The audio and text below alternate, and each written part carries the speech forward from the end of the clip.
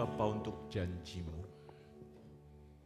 Ketika kami memikul kuk yang daripada Kristus, jiwa kami sepanjang hari akan mengalami ketenangan.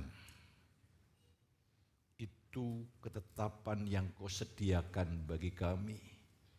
Dan tahun 2025 adalah menjadi bagian hidup kami. Kuk yang daripada Tuhan itu ringan. Dan kuk itu adalah kehendak Tuhan. Kehendak-Mu itu membebaskan, kehendak-Mu itu memerdekakan, kehendak-Mu itu menguatkan, membangkitkan.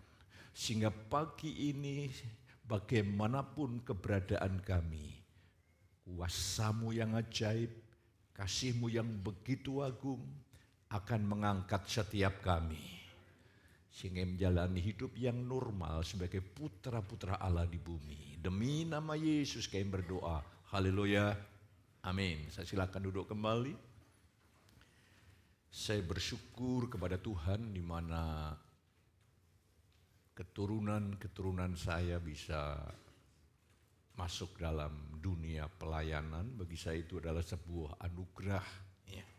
Yang saya cukup lama berdoa untuk anak saya yang saya cintai, Ina. Ya, saya bersyukur dah mulai mengalami kebangkitan sehingga bisa mengambil bagian dalam musik.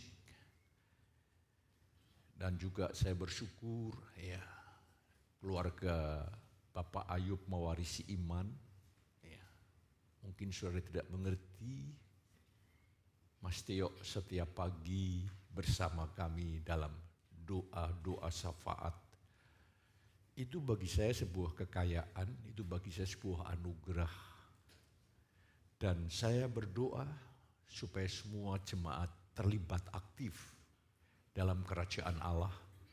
Dan mulai hari ini saudara menang atas dosa dan hidup bagi Allah.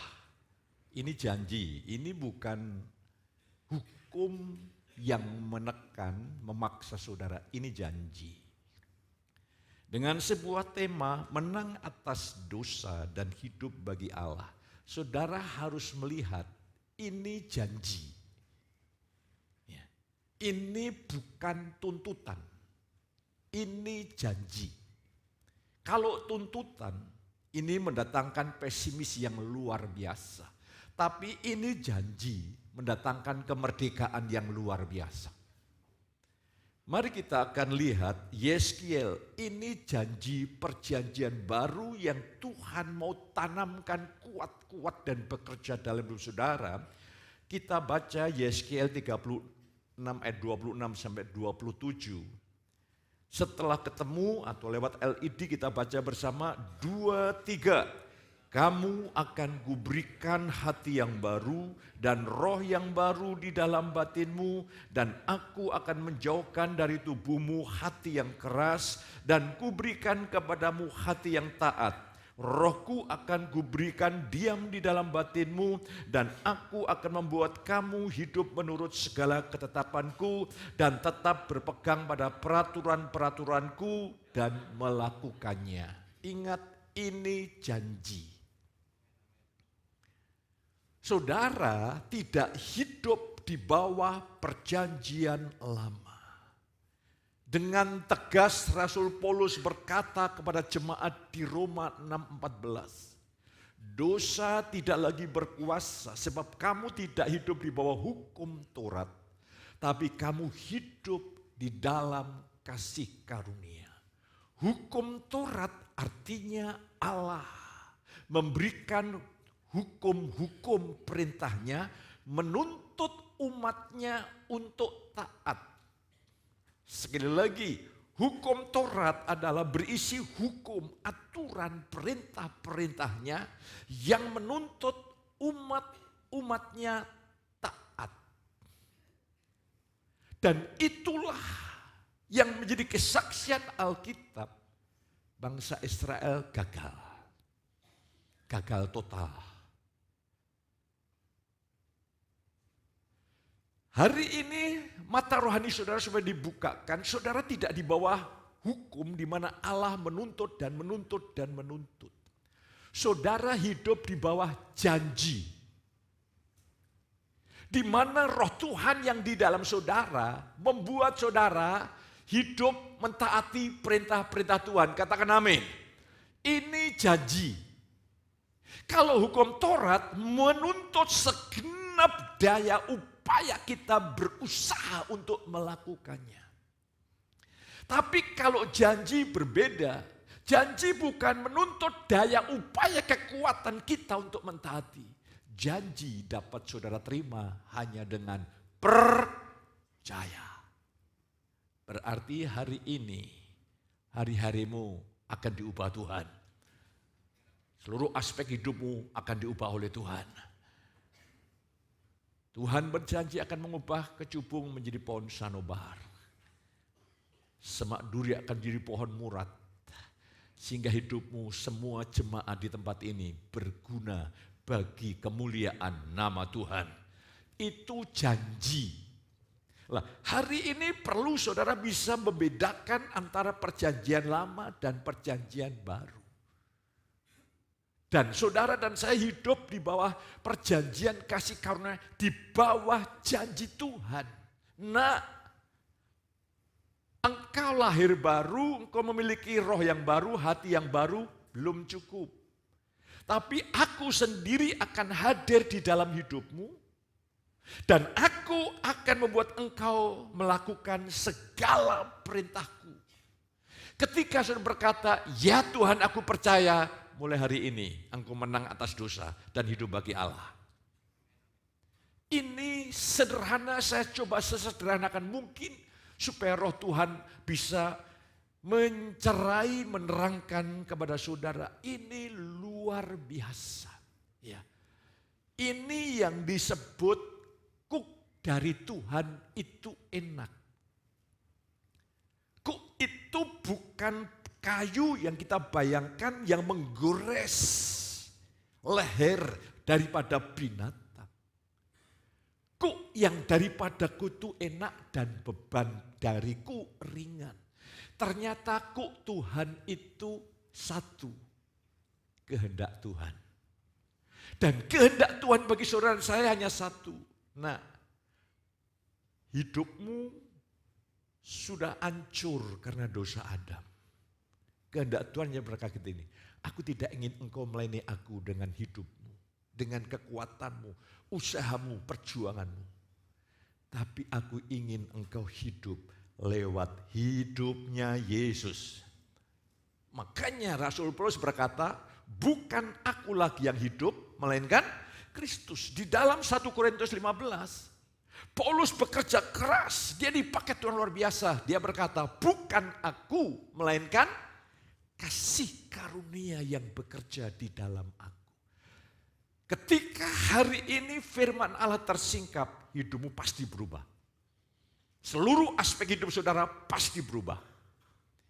Nah, hari ini mari kita akan lihat saudara kekasih. Next, kita lihat sebagai umat yang telah lahir baru, roh dan hati kita baru. Dan ada jaminan roh Allah sudah hadir di dalam hati setiap kita. Yang menjanjikan kehadiran Tuhan itu bukan hanya untuk kita rasakan. Tapi kehadiran Tuhan akan bekerja sedemikian rupa membuat saudara mau dan sanggup mentaati segala kehendak Tuhan. Melalui janji ini seharusnya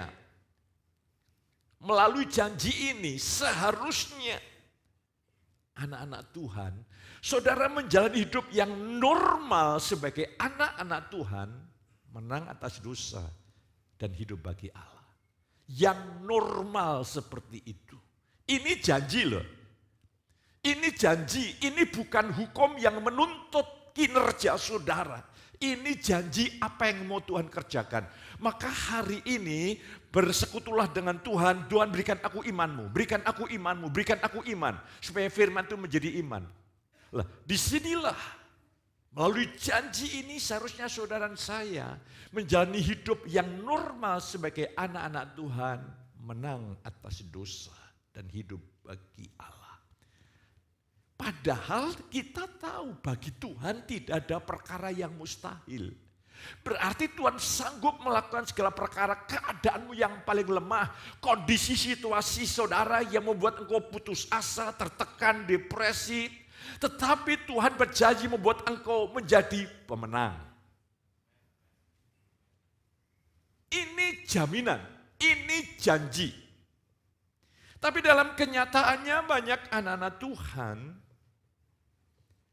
masih kalah dengan dosa, kalah dengan keadaan yang di sekeliling, hidupnya terombang-ambing, lemah, resah, gelisah, kecewa, ya, menderita, merasa diperlakukan tidak adil. Aduh, campur aduk. Bagaimana kalau kita hidup dalam seperti itu untuk meyakinkan dunia bahwa hidup kita adalah bukti kasih karunia yang dahsyat.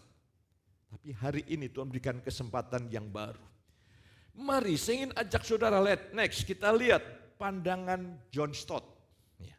Saya akan menjelaskan ada 3 pandangan John Stott yang akan menolong kita untuk melihat bagaimana kita mengalami pertumbuhan rohani. Pertama, orang-orang yang belum kenal Yesus.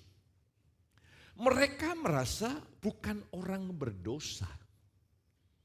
Mereka berkata, ya saya lumayan. Saya baik-baik saja. Maka yang mereka butuhkan adalah sistem keagamaan. Karena mereka merasa saya bisa. Ya. Pokoknya ada aturan main, saya bisa menjalani. Itulah pemahaman orang-orang yang belum percaya Yesus. Kedua adalah orang yang sudah percaya Yesus, tapi belum bertumbuh. Maka orang Kristen yang seperti ini sangat kuat masih bergantung diri sendiri. Besar sekali kebergantungannya kepada diri sendiri dan berpikir gini, saya akan berjuang, saya akan berusaha, nanti kalau saya tidak kuat, saya minta tolong Tuhan. Itulah pemahaman banyak orang Kristen.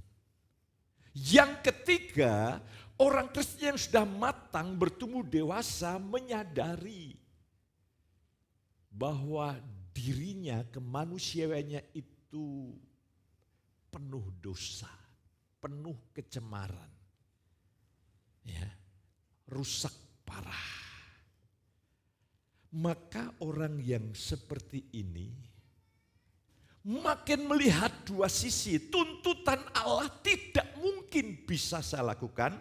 Yang kedua, saya ini sudah betul-betul rusak. Dibuktikan dengan pengalaman. Bayangkan berapa banyak saudara yang mengatasi kelemahan yang saudara sembunyikan bertahun-tahun, gagal. Tapi hari ini Tuhan berjanji menang.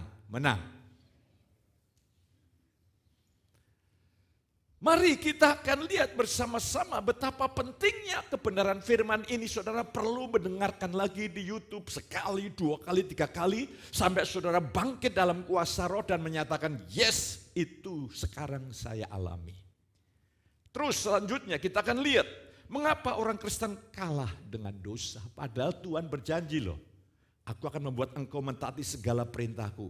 Tapi mengapa orang Kristen gagal untuk mengalami janji Tuhan yang luar biasa? Ternyata orang Kristen tanpa sadar konsep agamawinya ini telah menuntun prinsip hidup agamawinya, menuntun menempatkan dirinya tanpa sadar di bawah hukum Taurat. Artinya adalah saya berusaha untuk menyenangkan Tuhan dengan melakukan hukum-hukum. Ini secara manusiawi betul dan mulia, tapi di hadapan Allah ini betul-betul sangat amat tidak berguna sama sekali. Saudara kekasih, jadi banyak orang Kristen masih berusaha menyenangkan Tuhan dengan usaha tekad yang kuat melalui mentaati perintah-perintah Tuhan. Orang Kristen yang seperti ini, kata John Stott, adalah orang Kristen yang belum bertumbuh, terlalu masih mengandalkan kekuatan diri. belum belajar dari pengalaman hidup, belum mengalami penyingkapan.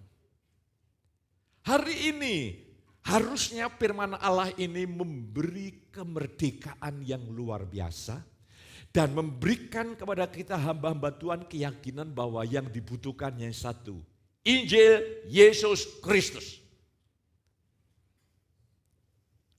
Roma 7 ayat yang keempat berkata, hukum itu bagus, hukum itu sempurna, itu kehendak Allah, hukum itu baik. Sebetulnya tujuan Allah untuk memberikan hukum Taurat itu baik. Kalau engkau taat, aku berkati kamu. Dalam segala perkara hidup aku berkati kamu. Yang jadi masalah adalah saya tidak sanggup mentaati hukum Taurat, itu yang masalah. Hukum Taurat itu baik, jangan berpikir jahat. Tapi yang jadi masalah adalah kita tidak sanggup. Ini masalahnya, umat Tuhan tidak sanggup, umat Israel tidak sanggup. Ya. Lah hari ini, ketika saudara dan saya berusaha menyenangkan Tuhan dengan mentaati perintah-perintahnya. Dengar, dosa bekerja. Akan saya tunjukkan ayat-ayatnya 1 Korintus 15 ayat 56.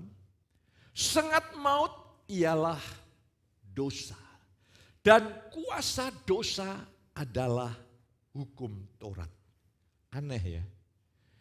Justru kalau kita bayangkan hukum Taurat itu menyebabkan kuasa dosa bekerja. Iya. Loh, kalau hukum Taurat kan rohani, iya. Hukum Taurat suci, iya. Itu kehendak Allah, iya. Satu iota pun, satu titik tanda di bahasa Ibrani tidak akan lenyap.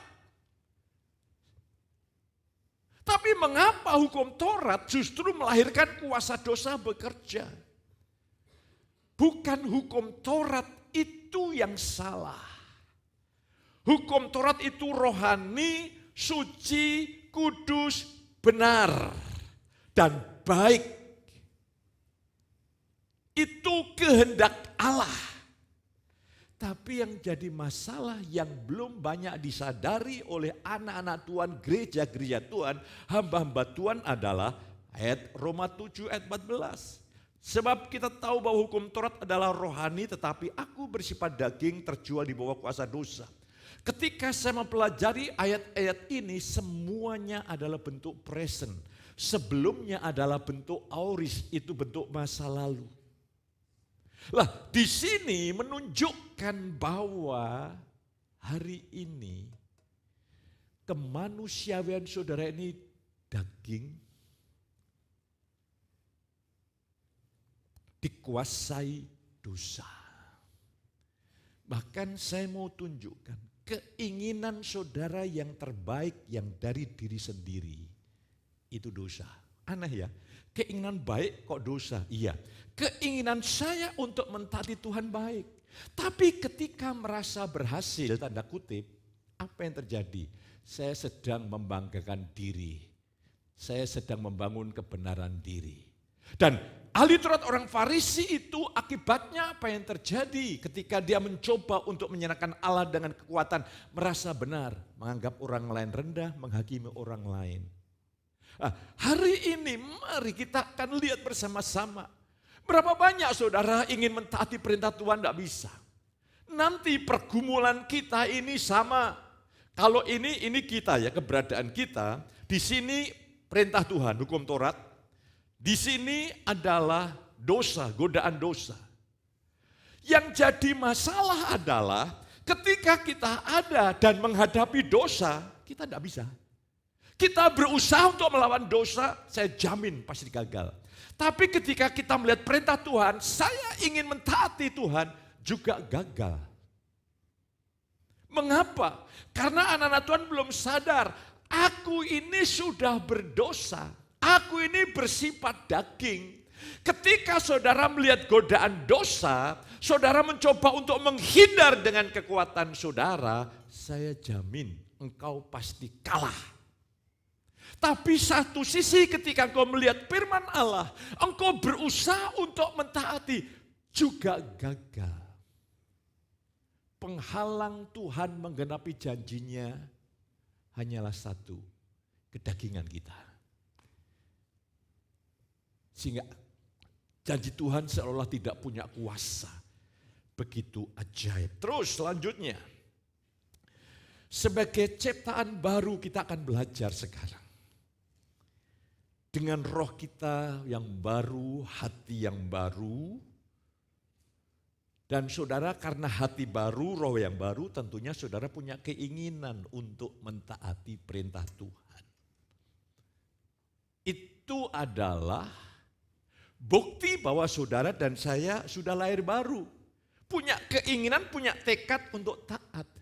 Alkitab hari ini mengajarkan kepada kita, ternyata sebagai manusia baru yang telah memiliki hati dan keinginan yang baru untuk taat, ternyata tekad saja tidak mampu melawan hukum dosa di dalam anggota-anggota tubuh kita, di dalam kemanusiaan kita ada hukum dosa. Yang saya ingin jelaskan, banyak anak-anak Tuhan yang belum berhasil mengatasi dosa-dosa tertentu dalam hidupnya. Hari ini ada kabar baik. Hari ini ada jaminan janji Tuhan yang akan membebaskan dari dosa yang selama ini menjadi sumber pergumulan saudara. Amin. Katakan pada sebelahmu, hari ini hari yang istimewa.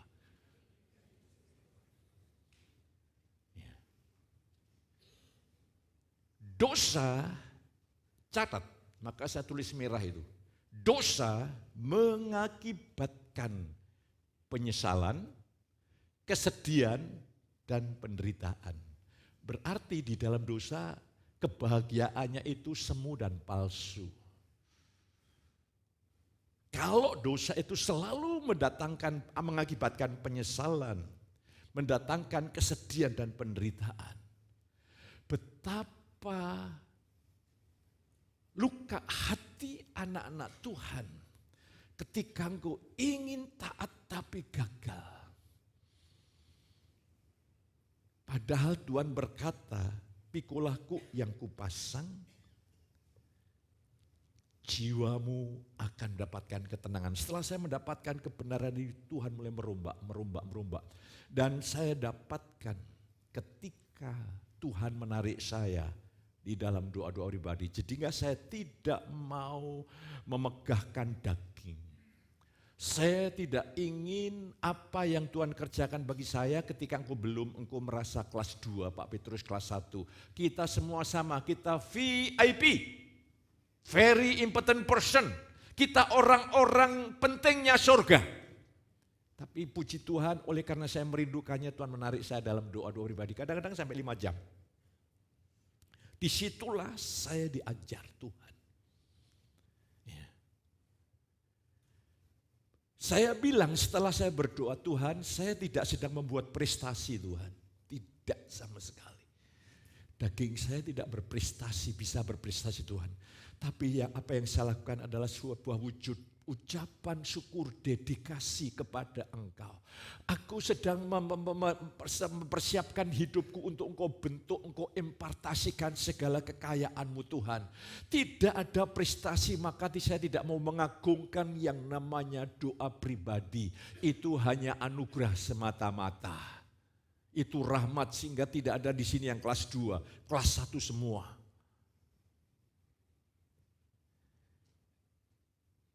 Dan Tuhan berkata begini, belajarlah kepadaku, aku lemah lembut dan rendah hati. Saya tertemplak luar biasa. Kalau engkau lemah lembut dan rendah hati, seharusnya hidupku dan pelayananku menunjukkan citra itu Tuhan. Apa yang saya lakukan pertama? Saya datang pada istri saya. Maafkan. Saya gagal menunjukkan sifat kodrat Kristus lemah lembut dan rendah hati. Mungkin lewat kata-kata saya begini ya. Dia hancur hati. Dan hari ini juga, saya juga minta maaf kalau saya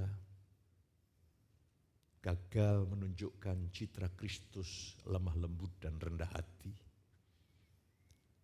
Saya mulai bilang sama istri saya, saya berubah. Saya harus lebih dekat dengan jemaat, sehingga saya bisa membagikan kekayaan saya. Saya salah. Saya tidak membangun citra Kristus yang mudah didekati. Makanya mulai nanti, setelah saya memberkati, berikan kesempatan saya di belakang sana untuk menyalami saudara, memberikan berkat bagi saudara, untuk engkau pulang menjadi orang-orang yang luar biasa. Terus Tuhan merombak. Sebab kalau saya tidak punya hubungan yang dekat, tidak menguntungkan bagi proses pendewasaan rohani. Biar Tuhan, jemaat melihat saya apa adanya, dan semua itu hanya hasil kasih karunia semata-mata. Itu rahmat semata-mata. Lemah lembut, saya diajar Tuhan. Lemah lembut itu artinya adalah Yesus itu dia punya kekuatan untuk tidak balas dendam. Dia ditekan, dikritik oleh ahli Taurat orang Farisi. Dia tetap luar biasa sikapnya. Dan orang yang lemah lembut itu tidak gerusa-gerusu kalau melihat murid-muridnya gagal. Yesus tidak marah, tergopoh-gopoh, tidak. Dia punya penguasaan diri untuk memberikan kesempatan murid-muridnya bertumbuh dan akhirnya murid-muridnya jadi pahlawan-pahlawan iman. Oh Tuhan, terima kasih Tuhan. Aku bersyukur, saya begini Tuhan, puji Tuhan sebelum saya meninggal. Tuhan sudah baharu hidup saya, sehingga nanti saya kalau ketemu Tuhan saya tidak malu. Mari saya ingin ajak saudara untuk melihat bagaimana Tuhan berjanji loh. Karena dosa itu selalu mendatangkan penyesalan, kesedihan, dan penderitaan. Tuhan berjanji, dosa tidak lagi berkuasa. Saudara diberikan janji, Tuhan membuat engkau menang atas dosa. Dan Tuhan berjanji membuat engkau mentaatinya. Hari ini, next kita akan lihat Roma 7 ayat 22-23 berkata seperti ini. Sebab di dalam batinku aku suka akan hukum Allah. Ini adalah dampak dari lahir baru, hati yang baru adalah batin kita, akal budi dalam bahasa Paulus, batin kita, manusia rohani kita yang baru itu suka akan hukum Allah. Tetapi di dalam anggota-anggota tubuhku aku melihat hukum lain yang berjuang melawan hukum akal budiku, yang berjuang melawan tadi loh tekadku yang baik tadi, dan membuat aku menjadi tawanan hukum dosa yang ada di dalam anggota-anggota tubuhku. Hukum itu artinya sebuah ketetapan yang berlaku terus menerus. Saudara bilangan rendah hati hari ini di hadapan Allah, biarlah Tuhan menunjukkan dosa apa yang bersikap hukum, yang terus mempengaruhi hidup saudara, engkau jatuh bangun di dalam area yang sama. Hari ini Tuhan akan memerdekakan. Saudara kan Roh Kudus akan bukakan kalau engkau rendah hati. Nah, di area ini iblis menyerang engkau. Di area ini iblis sudah memberikan remote control. Di area ini Tuhan iblis seperti punya anak buahnya yang disiapkan. Saudaraku, sehingga saudara betul-betul mengalami kemerdekaan yang penuh, jiwamu mendapat ketenangan. Engkau menjadi orang yang bahagia, itulah tujuan. Saya makin kesini. Saya sebagai hamba Tuhan tidak mencitrakan saya pendeta yang hebat. Tapi saya akan mencitrakan saya pendeta yang bisa mengekspresikan sifat dan kodrat Kristus. Itu saya dapatkan ketika Tuhan menarik saya dalam persekutuan pribadi. Jadi ketika saya melihat dari perjanjian baru, itu nanti saya ingin tunjukkan perintah Tuhan Itu saudara hidup di bawah hukum perjanjian lama. Perjanjian baru, aku akan membuat engkau taat. Jadi kalau Tuhan berkata, tinggallah di dalam aku. Itu imperatif. Tetapi saya melihat itu adalah sebuah janji. Saya hanya begini, Bapak, aku bersyukur loh Bapak. Firman-Mu mengatakan aku harus tinggal di dalam engkau senantiasa. Saya tahu Tuhan, itu janji-Mu. Aku bersyukur Bapa, Engkau akan selalu memelihara dan menarik aku dengan kasih-Mu untuk selalu menyatu dengan Yesus, untuk selalu tinggal dalam Yesus. Bapa, Engkau menarik hatiku sehingga aku suka berdoa. Beda, kalau hukum itu hanya Dia kasih hukum, diam. Allah tidak buat apa-apa, itu hukum. Kasih karunia artinya ketika Dia berikan perintahnya, Tuhan bekerja di dalam saudara. Sehingga apa yang terjadi? Jiwamu akan mendapatkan ketenangan dan 1 Yohanes 5, perintah-perintahku itu ringan. Hari ini saudara kekasih, ada hukum lain. Makanya ketika keluarga suami istri bertumbuh di dalam Tuhan makin indah. Kan kadang-kadang kita melihat pasangan kita mungkin ada titik-titik lemah yang hatinya sempit atau mudah tersinggungan. Dan itu berlarut-larut. Pernikahan bertambah tapi tidak pernah mengubah. Iya, tidak pernah berubah karena memang daging saudara, aku saudara, ada hukum dosa yang mengatur seperti itu. Hari ini kita merendahkan hati, bergantunglah kepada Kristus. Maka buah roh akan mengalir lewat saudara.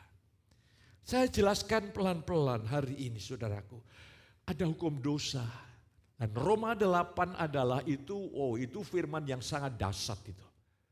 Hukum roh membebaskan aku dari hukum dosa. Yang bisa membebaskan saudara dari hukum dosa, sebuah ketetapan yang terus berlangsung dalam wujud dosa.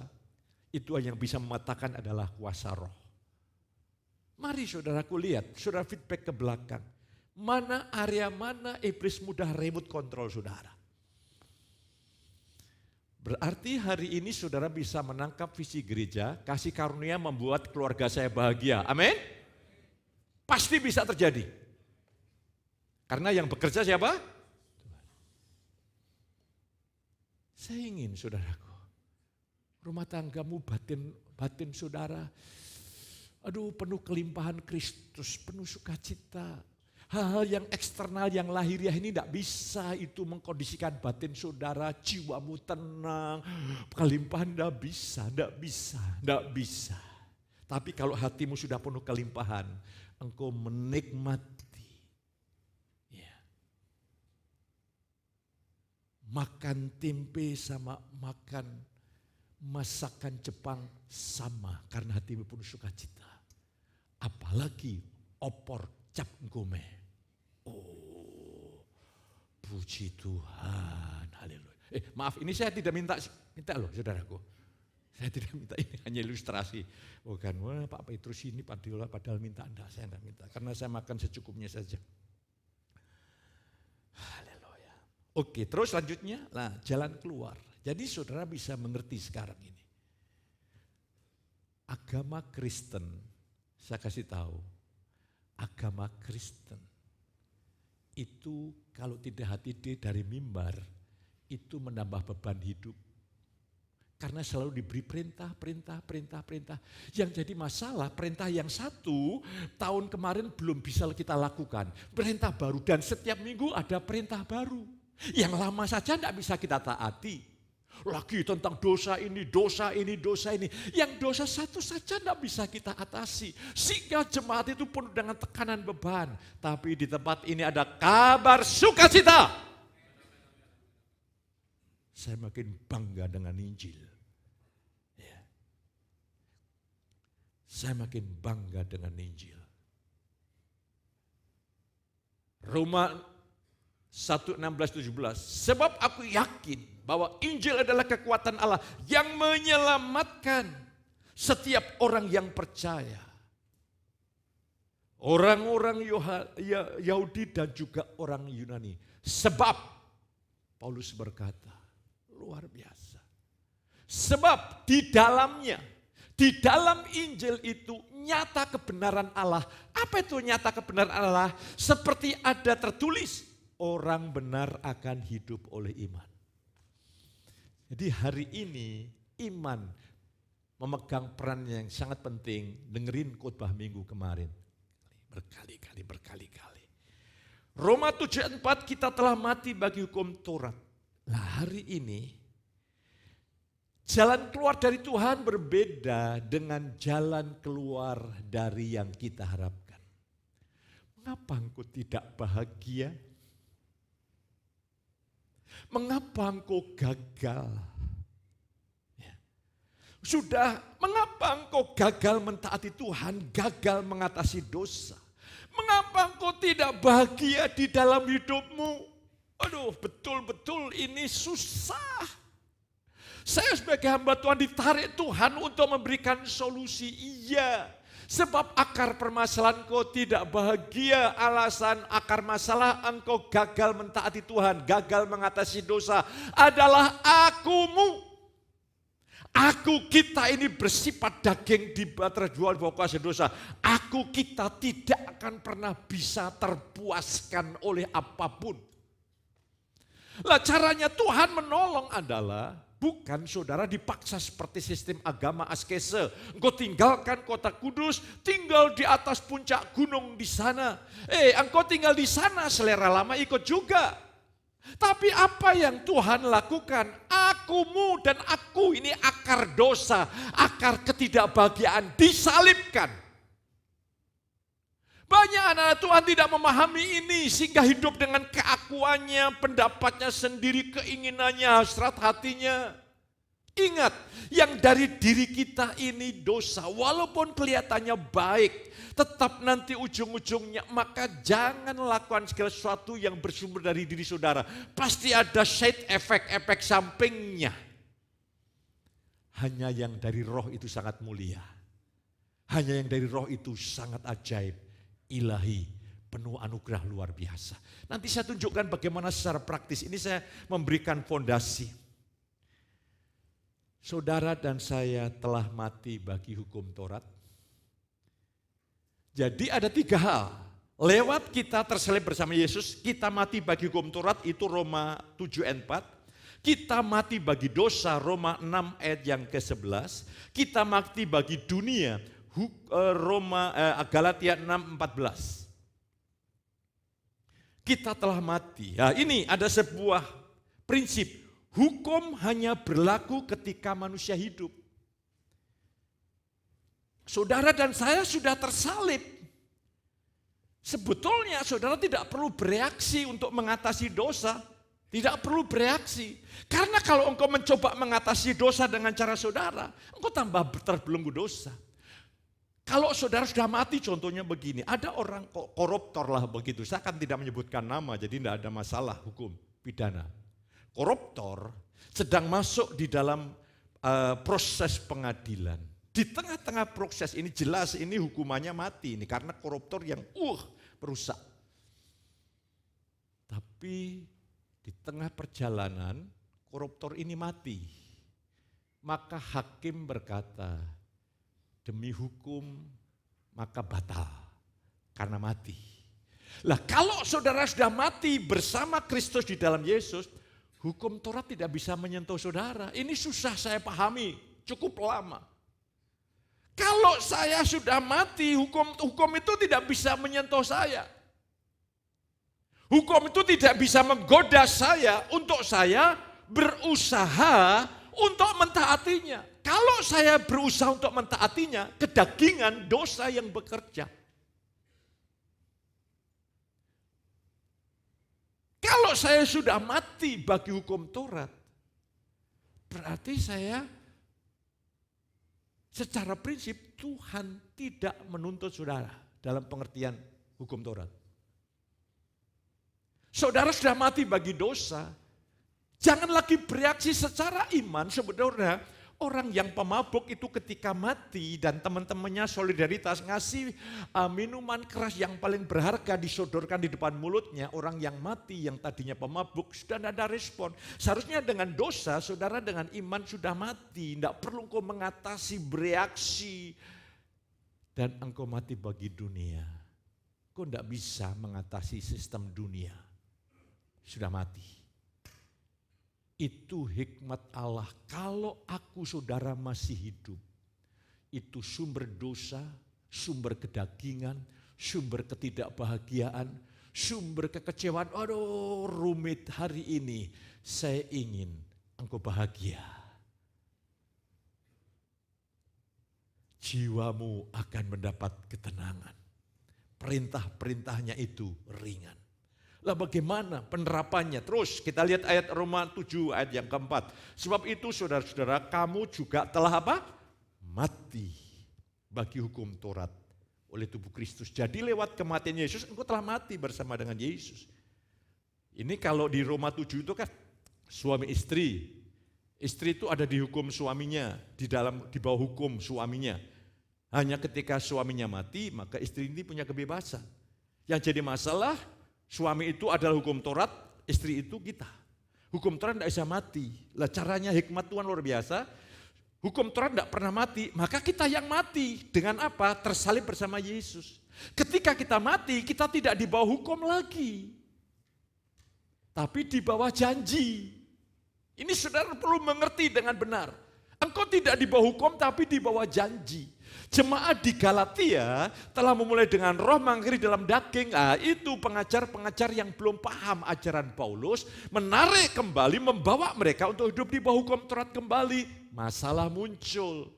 Makanya Paulus di Galatia 5 berkata, kamu telah dimerdekakan supaya kamu betul-betul bebas dari hukum Taurat. Hukum Taurat itu menekan, tapi dari Tuhan itu enak. Dan jiwamu mendatangkan ketenangan. Dan Tuhan itu adalah, kehendak Tuhan adalah, jangan hidup dengan dirimu. Kristus adalah hidupmu yang baru. Itulah dari Tuhan. Jadi kalau ada tuntutan Tuhan, Tuhan yang buat engkau taat. Ada godaan dosa, Tuhan yang buat engkau berkata tidak untuk dosa. Ada ikatan-ikatan dosa, hari ini Tuhan melepaskan. Tuhan melepaskan. Maka hal itu akan membuat cara khotbah saya terus mengalami perubahan demi perubahan. Sikap saya dengan jemaat, saya harus sebagai bapak yang harus berbelas kasih kepada jemaat untuk bertumbuh. Terus rahasia menang atas dosa dan hidup bagi Allah. Pertama, saudara dan saya harus menyadari ketidaksanggupan kita melawan dosa dan mentaati perintah Allah. Walaupun sudah lahir baru, aku ingin berbuat yang baik. Akal budiku ingin mentaati Tuhan. Tapi ada hukum lain yang membuat aku berbuat dosa. Itu namanya hukum dosa. Tidak bisa saudara mengatasi hukum dosa. Tidak bisa. Seperti hukum gravitasi tidak bisa saudara mengatasi hukum gravitasi. Tapi saudara bisa lepas dari hukum gravitasi sementara kalau ada hukum yang lebih tinggi namanya hukum aerodinamika. Ya, ilmu yang dalam dunia pesawat terbang. Ketika saudara ke Jakarta kalau jalan kaki bisa 1-2 bulan. Ketika kau naik pesawat terbang, kau hanya bertindak dengan iman. Pertama, bahwa pesawat itu sanggup membawa saudara terbang. Ketika engkau bertindak dengan iman, engkau beli tiket dan engkau naik duduk. Ketika saudara duduk dari Semarang sampai Jakarta, saya mau tanya, yang bekerja saudara atau pesawat? Pesawat. Yang tadinya tidak mungkin kalau engkau melakukannya dengan jalan kaki, mungkin hanya 1 jam sampai Jakarta. Itulah ketika engkau hari ini bergantung pada Tuhan, Tuhan yang bertindak bagi saudara, di dalam saudara, melalui saudara. Ketika saya mengalami penyingkapan ini, saya katakan terima kasih Tuhan. Terima kasih luar biasa. Jadi sadarlah bahwa kita ini sudah sebetulnya tidak ada pengharapan. Tapi puji Tuhan, kalau kita tidak disalib, wah itu sumber masalah yang hebat. Yang kedua, kita harus merendahkan hati. Merendahkan diri, penuh penyerahan untuk hanya berharap kepada Kristus di dalam kita. Tidak ada yang lain. Ya. Tadi pagi ketika saya berdoa, Tuhan mengajar. Jangan kamu pandang dirimu. Karena di dalam dirimu tuh ada aku yang baru, ya. Aku telah disalibkan dengan Kristus, namun aku hidup. Ini aneh ya. Aku sudah disalibkan dengan Kristus, namun aku hidup. Hidup yang kuhidupi di dalam daging. Aku tidak hidup menurut daging, tapi di dalam tubuh.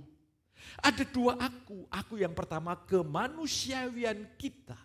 Warisan Adam dan Hawa. Jadi kalau saudara bergantung diri sendiri, aku yang daging mulai muncul. Aku yang dua, aku yang baru adalah manusia rohani saudara yang kekal sifatnya dan nanti yang masuk surga. Dan ada roh Tuhan yang tinggal dalam hidup kita. Maka mari saudara dan saya ketika melihat diri sendiri, engkau lihat kelemahan.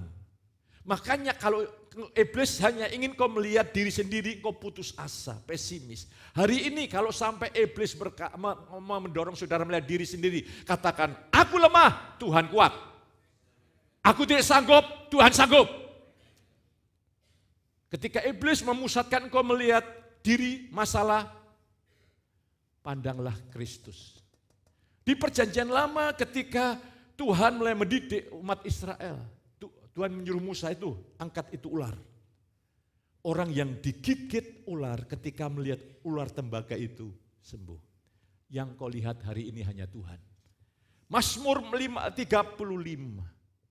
ayat 4. Tujukanlah matamu, pandanganmu kepada Dia. Mukamu akan berseri-seri. Dan engkau tidak malu tersipu-sipu, katakan amin. Engkau fresh, segar, haleluya. Haleluya. Ketemu sama orang lain tidak tersandung, tidak marah. Ketemu orang lain saudara memancarkan aroma kesegaran. Aroma pengharapan. Engkau salaman aja orang lain bisa dibangkitkan. Luar biasa. Terus next. Yang ketiga, dengan iman, saudara pegang janji Tuhan tadi. Yeskiel 36 ayat 27, aku menaruh rohku di dalam batin mereka dan aku membuat mereka hidup dalam segala ketetapanku. Banyak anak-anak Tuhan belum belajar dari kegagalan-kegagalan. Dan akhirnya anak-anak Tuhan itu hipokrit.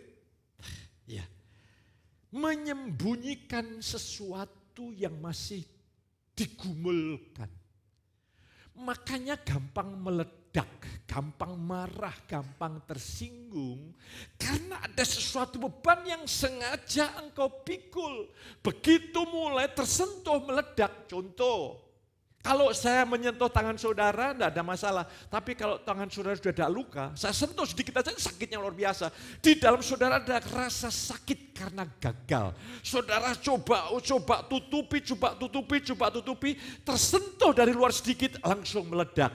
Tapi hari ini engkau ketika disentuh dari luar, Kristus mengalir lewat saudara.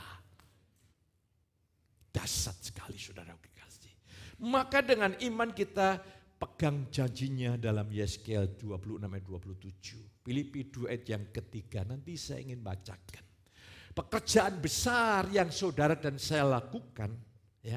Wong saudara ingin taat juga tidak bisa. Saudara ingin menolak dosa juga tidak bisa. Apa yang kau lakukan? Ya, yang pekerjaan besar yang kau lakukan adalah engkau menaruh iman kepada Yesus. Di mana Yesus sekarang adalah hidupmu dan hidupku yang baru. Yang lama sudah berlalu. Ketika engkau hidup dengan yang lama, ketidakpuasan, kekecewaan, ketidakbahagiaan, tertekan, stres, depresi, resah, gelisah, susah. Itu akan melanda hidupmu. Tapi ketika engkau bergantung Kristus, sukacitanya, damai sejahteranya bukan hanya engkau alami, mengalir lewat saudara. Haleluya, luar biasa.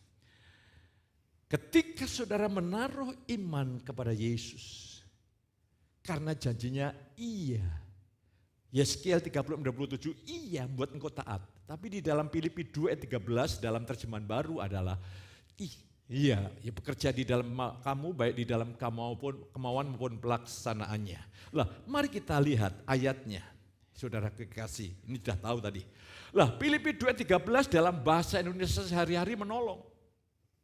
Ya kalau bahasa terjemahan baru seperti karena Allah lah yang mengerjakan di dalam kamu baik kemauan maupun pekerjaan menurut kerelaannya. Terjemahan bahasa Indonesia sehari-hari menolong kita. Karena Allah sendiri yang bekerja di dalam dirimu untuk membuat kalian apa? Rela dan sanggup menyenangkan hati Allah. Tapi kalau engkau bertekad dari diri sendiri, engkau tidak mampu. Tapi kalau Tuhan bekerja membangkitkan tekad kemauan saudara, engkau mampu. Sederhana, ini sangat-sangat sederhana. Amat sangat sederhana, terlalu sederhana, engkau pakai logika malah tidak ketemu. Gimana caranya, gimana? Bagaimana mendengar suara Tuhan? Mengapa kau pusing seperti itu? Ya. Apalagi kalau saudara belajar lagi ya tentang Trinitas, itu lebih pusing lagi. Apalagi pengajaran Trinitas yang dipengaruhi oleh pengajaran dari Barat yang mengandung filosofi. Itu pusing saudaraku. Harusnya belajar Trinitas itu engkau bisa mengenal kalau tujuanmu adalah untuk membawa engkau masuk dalam persekutuan pribadi. Tapi kalau ingin memuaskan di sini, maka jawabannya filsafat, bingung. Ketika saya belajar Trinitas, dari sikap rendah hati Tuhan, saya ingin menyembah engkau dengan benar Tuhan. Tuhan bukakan. Tuhan bukakan yang bisa saya alami. Itu namanya ginosko. Mari hari ini ada jaminan Allah sendiri yang bekerja di dalam saudara. Yang membangkitkan kemauan saudara sekaligus kesanggupan untuk menyenangkan Tuhan dalam segala perkara. Ketika saya melihat ayat ini, Tuhan sekarang saya tidak mau susah. Ada tantangan, ada masalah, ada tuntutan, ada pencobaan, saya ada masalah. Saya tahu mati di hadapan Engkau, di dalam Engkau. Yang hidup adalah Yesus. Ketika saya menaruh sesuatu kepada Tuhan, Tuhan bekerja. Baginya tidak ada perkara yang mustahil. Makanya 1 Tesalonika 5 berkata begini, bersukacitalah, berdoalah senantiasa. Mengucap syukurlah dalam, ini gaya hidup kita yang baru. Mengapa engkau bersukacita senantiasa? Yang hidup Yesus. Kok yang daripada Tuhan itu ringan? Engkau bersukacita karena Tuhan yang akan menggenapkan, Tuhan yang memampukan. Tuhan berikan jalan keluar. Berdoalah senantiasa. Doa itu bukan mengemis-ngemis. Doa itu artinya begini, yes, saya harus mundur. Aku berikan kesempatan kelimpahan Yesus untuk mengatasi setiap pencobaan yang kuhadapi. Pasti beres. Yang ketiga mengucap syukur, otomatis hidup yang seperti itu, hidup yang penuh ucapan syukur. Ini makna arti pertumbuhan rohani. Bertumbuh dalam kasih karunia itu artinya saudara bertumbuh dalam kesadaran nothing kita ini, nothing. Bukan apa-apa, tidak ada apa-apa sama sekali. Tapi ketika Tuhan itu segala-galanya, hidup menjadi berubah. Iya, ini rahasia menang atas dosa. Hidup yang keempat adalah dengan sabar. Menantikan Allah membangkitkan kemauan dan kemampuan kita. Tolak daging yang selalu bergesa-gesa dan berusaha menolong Allah. Ini loh, daging kita ini tidak sabaran, tergesa-gesa. Ini gara-gara daging kita tergesa-gesa. Saudara lihat kisah Abraham. Gara-gara menanti janji Tuhan sudah 75 sampai 20 tahun. Tidak lahir yang dijanjikannya, imannya mulai turun.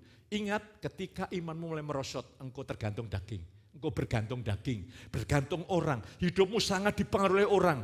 Tapi ketika kau penuh iman, hidupmu mempengaruhi orang lain. Lah, di sini kita belajar. Jangan menolong Tuhan. Saya kalau kadang-kadang ada satu atau struggle gitu ya, pergumulan begitu. Saya berdoa. Ketika saya berdoa tidak terjadi sesuatu, emosi saya tidak berubah.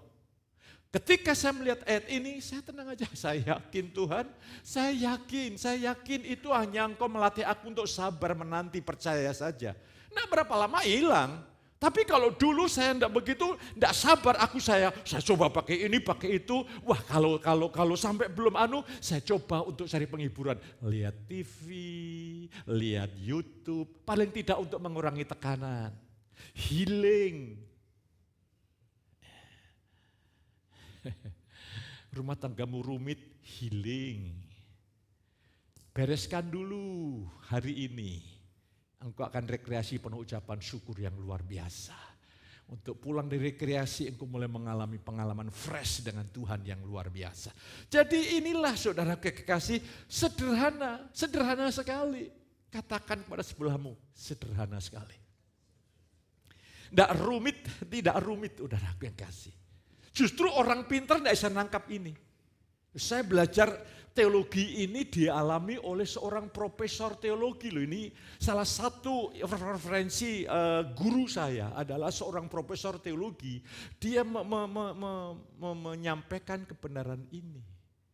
Ini bukan abal-abal, profesor teologi, diakui. Dan dia menjadi pengkhotbah kelas dunia. Berarti memang orang ini betul-betul bertumbuh di dalam Tuhan. Nah, hari ini saya ingin mengajak saudara. Yang pertama tadi, saudara kekasih, adalah saudara perlu belajar. Yang pertama tadi, ya aku lemah. Tidak bisa apa-apa, mati. Yang kedua, engkau hanya bisa berharap kepada Tuhan. Yang ketiga, engkau berharap dengan sebuah keyakinan bahwa Tuhan berjanji. Ingat, kita hidup di bawah janji, bukan di bawah hukum. Allah sendiri yang bekerja di dalam kalian, yang membangkitkan kalian mau dan sanggup menyenangkan hati Allah. Saya ketika melihat itu jiwa saya melonjak-lonjak.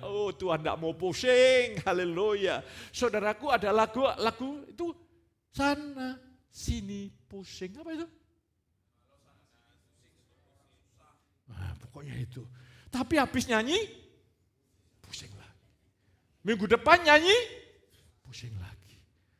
Ya ampun, makanya Paramek itu adalah obat yang tersedia. Karena isinya pusing-pusing. Maaf, saya bukan di endorse. Sekarang ini betul-betul di YouTube harus hati-hati, ini hanya sebuah ilustrasi. Tapi hari ini, mana saudara kan? Masa Sampo aja berkata, siapa takut? Ini Sampo loh saudaraku. Apalagi saudara, siapa takut? Siapa pusing? Siapa stres? Tidak ada. Loh, suara saya jadi berubah begini saudaraku. Berubah kembali.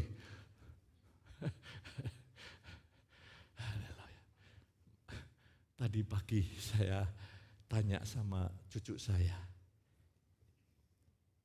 Besok jadi apa? Kayak opa. Terus pengkhotbah ngomong sini, pengkhotbah, mantap. Saya doakan saya tumpang tangan. Tadi saya tumpang tangan banyak. Karena apa? Hamba Tuhan perjanjian baru akan memerdekakan banyak-banyak orang. Saya belajar dari profesor. Kalau orang mengkritik khotbah saya, ada referensinya. Terus kita selanjutnya, ini saudaraku, dalam mentaati dengan sabar. Saudara kekasih ya. Ini yang terakhir. Dalam menanti dengan sabar, ingat. Ketika saudara menyerahkan situasi saudara ke dalam tangan Tuhan, Tuhan pasti bekerja, katakan amin. Makanya Ibrani 6 ayat 11 ayat yang ke-6, kalau tanpa iman tidak mungkin berkenan kepada Allah. Ini bukan orang non-Kristen menjadi Kristen, konteksnya adalah anak-anak Tuhan. Kalau engkau datang kepada Tuhan dalam persekutuan, dalam doa, yakin Tuhan ada. Dan Tuhan pasti bekerja. Tuhan pasti, sebelum kau berdoa saja Tuhan bekerja. Engkau bisa berdoa saja, itu karena pekerjaan Tuhan. Kita memperbaharui iman kita, inilah waktu kita menanti Tuhan membangkitkan kita. Kita memperbaharui iman kita dan percaya. Ini terus menerus suasana iman ini harus dibaharui. dalam kesegaran pemahaman kita, dalam kesegaran dalam berkat dari hubungan dengan Tuhan, sebuah keyakinan bahwa Yesus adalah hidupku yang baru. Bukan aku lagi yang hidup, melainkan Kristus. Bukan aku, melainkan kasih karunia. Udah jelas kok. Ya. Ia di dalam kita dan akan mengerjakan segala sesuatu bagi kita dan di dalam kita. Dia bekerja bagi kita, jelas. Ini kasih karunia. Dia bekerja di dalam kita, dia membangkitkan kemauan kita. Dia bekerja melalui kita, artinya iman itu menghasilkan tindakan. Tindakan itu tindakan Allah melalui kita. Kuasanya, hikmatnya bekerja melalui kita. Jadi hari ini saudara harus merdeka. Kalau engkau tidak merdeka itu saudaraku, engkau tidak menghargai anugerah Tuhan loh. Tuhan sudah memerdekakan saudara, amin. Katakan sebelahmu, engkau sudah merdeka. Haleluya. Jangan susah ya. Haleluya, jangan sedih ya. Jangan kecewa ya. Engkau yang sakit, saudaraku, engkau yang sakit, pandanglah bilur Yesus. Ya. Jangan pandang masalahmu, bilur Yesus, engkau hidup sembuh dan dalam kesehatan ilahi. Sepanjang hari iman seperti itu haruslah menjadi suasana jiwa kita yang mengatakan, Tuhan bukan aku loh, yang hidup adalah Engkau. Kalau aku yang hidup, kacau rusak. Iman yang seperti ini tidak dapat dipertahankan selain di dalam membangun persekutuan dengan Yesus dan firman-Nya. Makanya care group itu amat sangat penting. Very important for you. Karena apa? Di sana saudara dikuatkan, diteguhkan untuk arti hidup bergantung kepada Kristus. Puji Tuhan hari ini saudaraku tidak usah bergumul, kau dengar firman, kau percaya, mujizat sudah terjadi.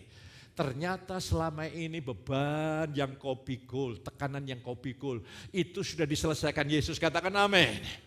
Nah, sekarang masalah memandang terakhir, masalah memandang. Karena ketika bangsa Israel memandang ular, racun ular berbisa itu tidak membunuhnya. Engkau harus ini memandang. Engkau memandang Yesus yang tersalib. Ketika dia tersalib, dia mati bagi saudara dan saya. Harusnya saya dan saudara dihukum, Yesus menerima hukuman. Semua detail-detail dosa kita, semua udah dibayar lunas. Sehingga saudara tidak punya hutang dosa. Itu tesis yang dibuat oleh anak saya. Hutang dosa lunas dibayar. Saudara sudah mati. Dan dengan kita percaya kepada Yesus, memandang Yesus di atas salib, engkau diperdamaikan dengan Allah. Engkau dibebaskan dari penghukuman neraka. Hanya dengan percaya. Oke. Tidak berhenti sampai di situ. Yesus yang tersalib bangkit, rohnya tinggal di dalam kita. Ingat, Yesus menggantikan saudara mati atas kayu salib, engkau tidak perlu menderita di atas kayu salib. Yesus mengganti saudara mati atas kayu salib, dengan engkau percaya hal itu, engkau dibebaskan dari penderitaan neraka. Sekarang banyak orang yang merasa hidup di neraka di dunia ini, Yesus sekarang tinggal di dalammu, menggantikan hidupmu dan hidupmu yang baru. Lah terus apa yang kau lakukan? Percaya. Maka saudaraku, doa Paulus, doa saya adalah, Tuhan, yang ku kehendaki adalah mengenal Engkau, ginosku. Mengalami saya doa, Tuhan, aku ingin mengenal Engkau lewat pengalaman lo Tuhan. Sehingga aku intim sehari lepas hari, aku lebih percaya Engkau adalah hidupku dan kuasa kebangkitannya. Tuhan, aku ingin kuasa kebangkitan-Mu yang telah membangkitkan Engkau dari antara orang mati, duduk sebelah kanan Allah Bapa. Engkau berkuasa membangkitkan, kuasa-Mu bekerja kuat di dalam aku, supaya aku punya prinsip hidup menyangkal diri dan memikul salib. Sehingga setiap hari bergantung. Menyangkal diri itu menyenangkan karena diri kita ini rusak. Sudah disalibkan. Jadi jangan berpikir agamawi, pikiran kita ini curiga terus dengan Tuhan. Menyangkal diri itu sesuatu yang susah. Itu memerdekakan, justru orang yang susah itu hidupnya semau sendiri. Diri kita ini rusak, disalibkan. Nah, Tuhan ingin kalau coba iblis bangkitkan, tolak. Bergantung pada Yesus setiap saat. Ku jamin seluruh aspek hidupmu dirubah. Dan hari ini wajahmu bersinar-sinar. Haleluya. Coba saudara lihat, setelah orang mendengar khotbah tentang hidupku bukan aku lagi melainkan Kristus, wajahnya berbeda. Lihat sebelahmu, wajahnya sebelahmu. Wah, wajahnya kan lain kan? Tadi waktu datang tadi berkutut tidak karu-karuan. Sekarang fresh, haleluya, haleluya, haleluya. Ada amin? Ada sukacita bagi ini? Semua anugerah Tuhan. Jika tidak dapat hal yang patut kita megahkan. Tuhan menolong pemain musik untuk menyiapkan diri. Betapa pentingnya perjamuan kudus bagi orang-orang percaya. Ini bukan sebuah acara-acara biasa. Ini saudara sedang mendeklarasikan karya Yesus yang paripurna di atas kayu salib lewat kebangkitannya dan kehadirannya dalam hidup kita. Angkat roti. Martin Luther berkata secara fisik engkau sedang memegang roti. Secara rohani engkau menerima tubuh Yesus. Mari kita terima dalam nama Yesus.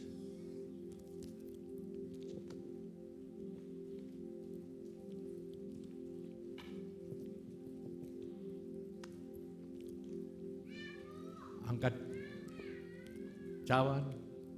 Mulai hari ini jangan lihat dirimu yang penuh konflik. Lihatlah Yesus. Dirimu sudah diselesaikan dengan sempurna atas kayu salib. Kita terima dalam nama Yesus.